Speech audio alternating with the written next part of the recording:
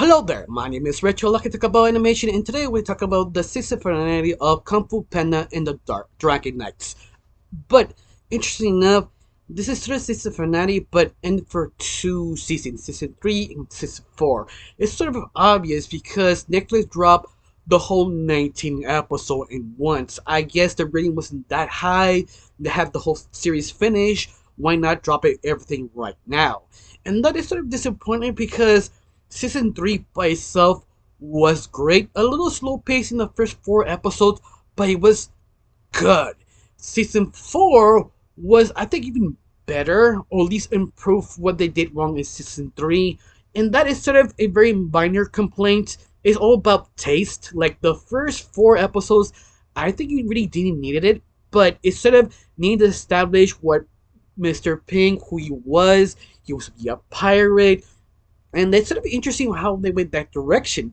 But it's not about that. I think this show really established at least the first villain and the second villain. The first villain was basically Baraka. Like, she is probably the best villain of DreamWorks ever made. And it's like one of those villains that's just sort of underrated because it's all about her last ditch efforts to kill off the whole dragon warrior clan, to take down Poe and Blade. She loses her mind. She thought she lost her brother, but yet she realized her brother left her, and she not yet fully realized that till Poe told her.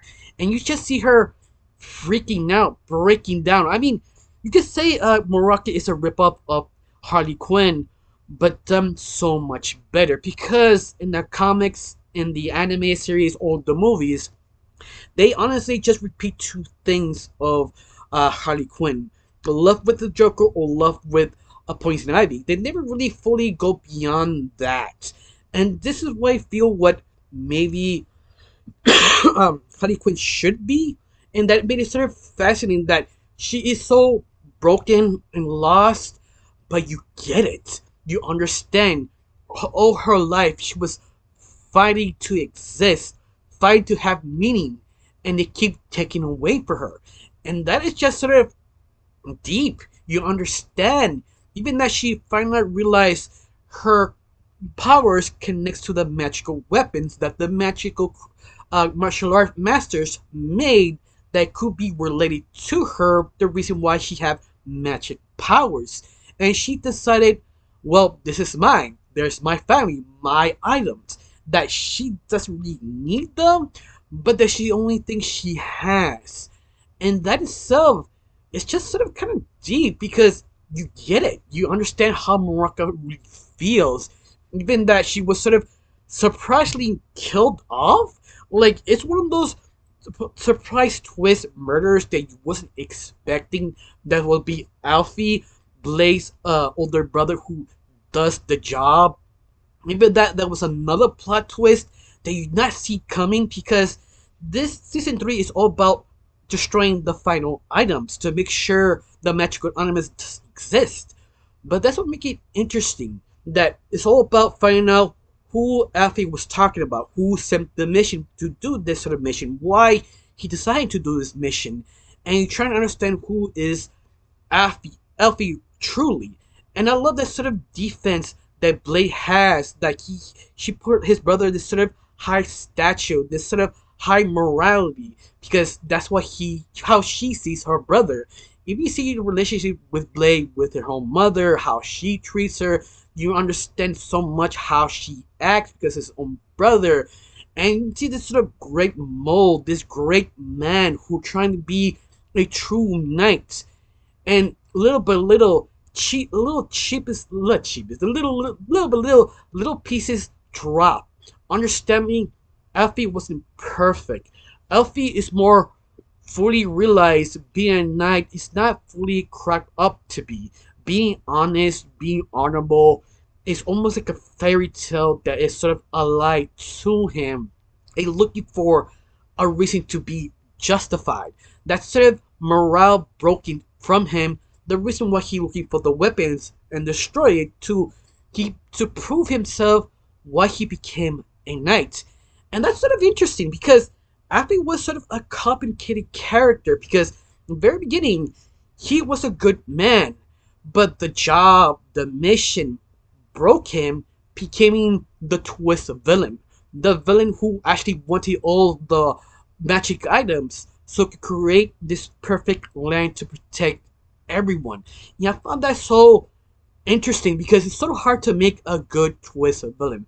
Disney and Pixar attempted to do the twist villains, but only me one actually worked. Is Toy Story 3 Huck Bear.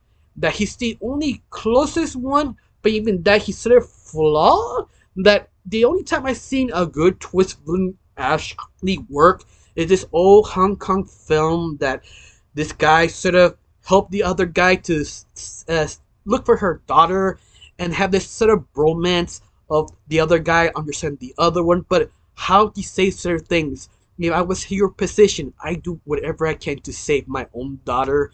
And they flip that the other end of the movie.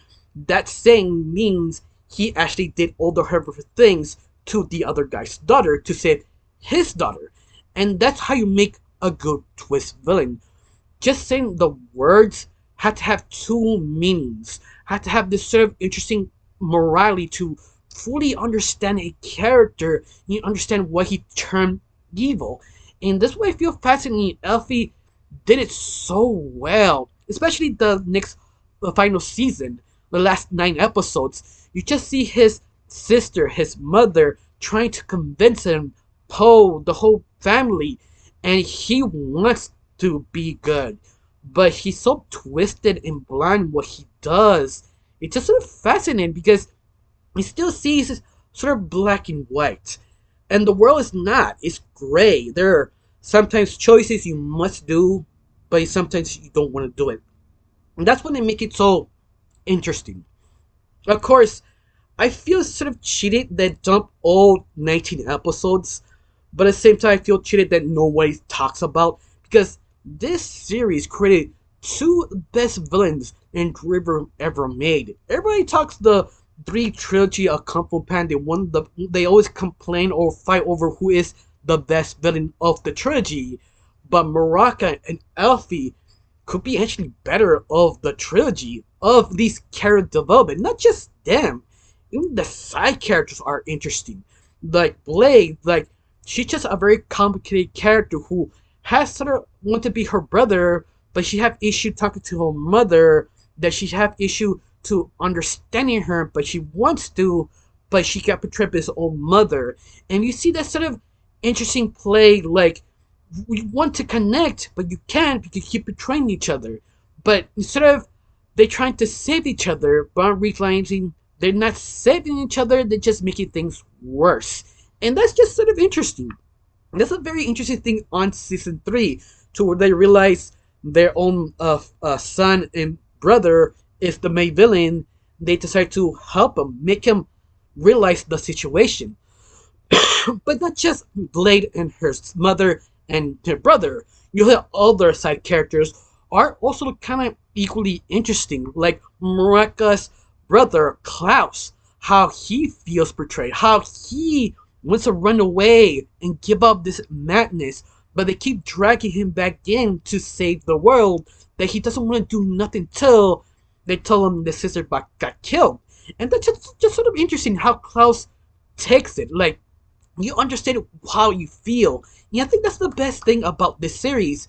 Each side character, you understand why they did it, why they feel that way, and you just understand. That's how you do great writing. Of course, one of the weakest thing about this series is Poe.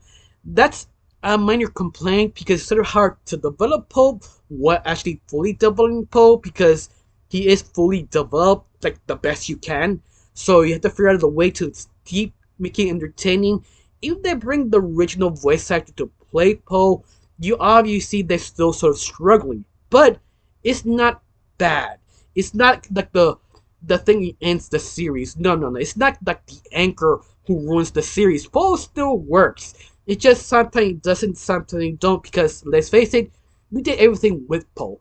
But at the very end, it was a good final season. It was really great. I do recommend it, especially the two most underrated villains in DreamWorks history, Maraca and Alfie. Like, just watch those two characters, how they develop becoming evil, how you don't really expect Alfie to turn. Alfie, I was sort of surprised, but yet I'm more surprised that it actually works so well because that's just so hard to do.